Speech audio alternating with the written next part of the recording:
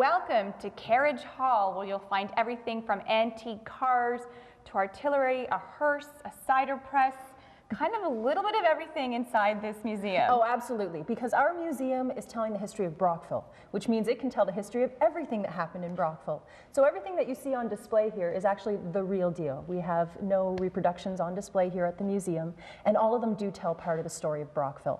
So whether that be that they were made here or they belong to somebody who lived in Brockville, all of it is telling a little bit of our story. Has a little connection. I'm joined by Amy Mackey, who is the museum educator here, so you know a little bit about everything you find inside this museum. That's true. So where are we right now? We're in Carriage Hall, which Yes. kind of has a lot of, I guess, a little bit of everything. Yeah, we do have a little bit of everything in this room.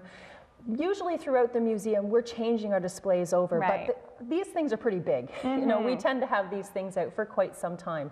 But you'll notice that we do have two different cars that are in here, both the Atlas and the Briscoe. They were both built here in Brockville, and although they were built about 3 years apart, one of them is right-hand drive and one of them is left-hand drive. Oh, I see that. And we were just looking at the Atlas. So Yes. what do we know about this vehicle itself? Well, this vehicle got its name not because of the design or anything like that. Atlas was actually the name of the engine that they were bringing up from the United States. And so they named the car after that, and of course they put Atlas with the world on his shoulder right on top of the radiator cap there. Fantastic, and I can see it's kind of a convertible style. Yes. What year was this actually built in? That one is about 1914 or so, and you would have had to have quite a bit of money to be driving in that particular vehicle. Really? But it worked out well in Brockville here because at one time we had more millionaires per capita than anywhere else in Canada. Really? Here Yes, in Brockville? Who absolutely. would have known?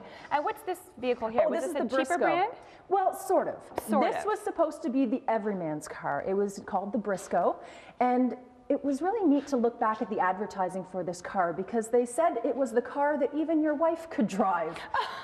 Very nice. What is that supposed to mean? Well, I'm not quite sure, but it did manage to get them to sell quite a few cars. This one is, you know, about 1914 or so, or sorry, 1917 or so, and there are very few Briscoes left. This one took a group of folks from this area about almost 10 years to get this thing back from the wreck that it started out as to a car that we can actually now drive. Wow. And it's amazing that the body itself is pretty much completely made out of wood that is then covered with metal because the folks who were making this started out making carriages at Canada Carriage Company.